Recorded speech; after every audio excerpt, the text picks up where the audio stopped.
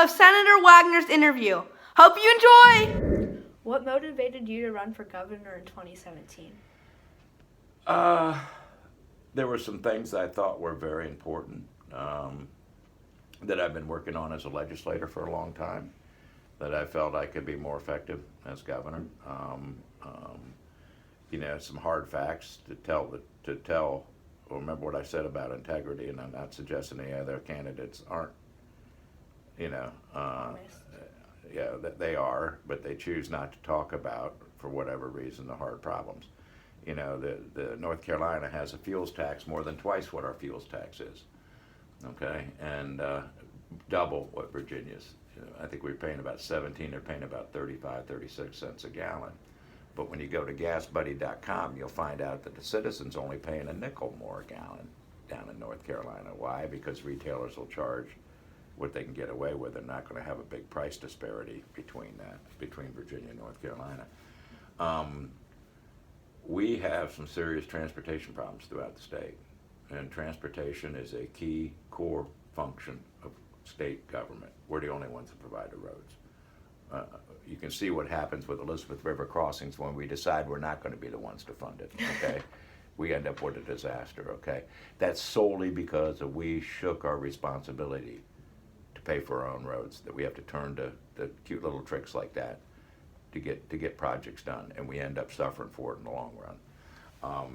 We owe it to your generation to do what we should be doing, and this is not going to be a great expense. In fact, I can make the case that for a lot of businesses, the ability not to be stuck in traffic and moving your product and you're moving your employees through at a faster rate saves you money in the long run, and certainly saves time. So, I chose to go around the state and say that's an issue. Another issue that I feel, and we're making a lot of progress there, but we're not to the point where I'd like to see it, is not everybody should be going to college. And we have, over the years, in this rush to no child left behind, call it what you want, Common Core, call it, we have taken away career technical education opportunities, diminished the role of career technical education, and to the point now where it's almost stigmatized. Parents don't want their kids going to that. However, the job market on the other side suggests that there's just jobs that pay a lot more than somebody with a college degree if they just had a good technical education. And I'm afraid we've done a tremendous disservice. I see too many kids going to college that feel like they're compelled to go to college. They graduate with degrees that don't lead to jobs, and they end up with $70,000, $80,000 in student loans, and then have to go back and work. A diploma doesn't guarantee you a job. A diploma doesn't guarantee you a job, and certainly, what you major in, certain majors, there's just not going to be a whole lot of job opportunities as opposed to other majors. I mean, engineering, computer coders, they're going to be swept up, okay? Psychology majors, I'm not trying to knock it, but I'm just being real with people, there's just not a whole lot of opportunity. We don't have that many psychologists and that kind of thing. But just not making young people in high school aware of the opportunities, and if they show some interest, having the facilities to do that. The city of Hampton's done something interesting. Every student has to be in a career academy. Every student. And within that career academy, there's different pathways. So there will be science and technology, but there might be there's math, and there might be more hands-on science. Technology will lead to lab technicians. We did that. Remember, for every engineer, there's 10 technicians. Okay, that's the routine for every engineer out there in the field. There's 10 technicians, and so I mean, these are great opportunities. These are great living. Walmart is paying truck drivers $100,000 a year. Just to drive a Walmart truck. Yeah, think about that for a while. Yeah, absolutely. That's a lot of money for a truck driver. Yeah. Well, I mean, I think it was 95,000 or something like that. Maybe just shy of $100,000. To give you an idea, people aren't aware of that, and that's pretty nice living. And so anyway, just things to think about. There are a lot of opportunities out there, and I just want to give young people, ninth grade, the opportunity to experience them. They might see something they hadn't thought about or weren't aware of.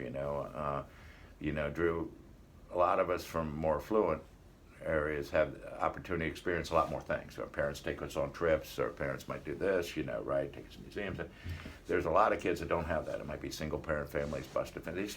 They don't have a clue of everything that's available to them in the world. And even young people, you don't have a clue of everything available to you. You have a better idea, but it's a big wide world out there, and we need to get in 8th, 9th grade and make these kids aware of just everything going on and all the opportunities.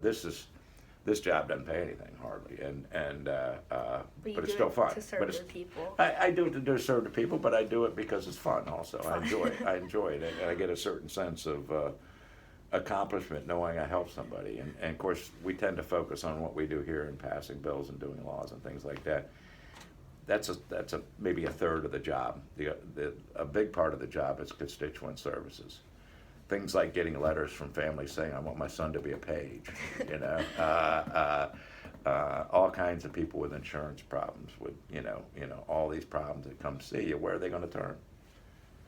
Who's in a position to help them? And I get a great deal of satisfaction from going out and helping people that otherwise didn't have a place to turn.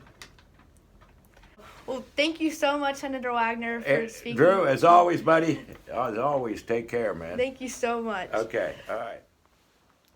Wasn't that interview so cool? A big topic we also talked about this past week, week 5, was civic engagement.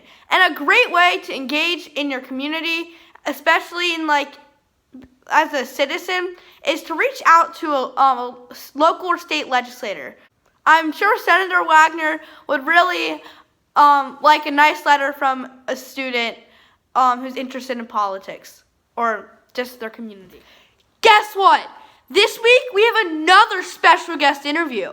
So your hints are, this person went to JMU, is a current delegate in the Virginia House of Delegates, and I believe is the first Cuban American delegate in the Virginia House of Delegates. So start researching if you want to find out who that delegate is early.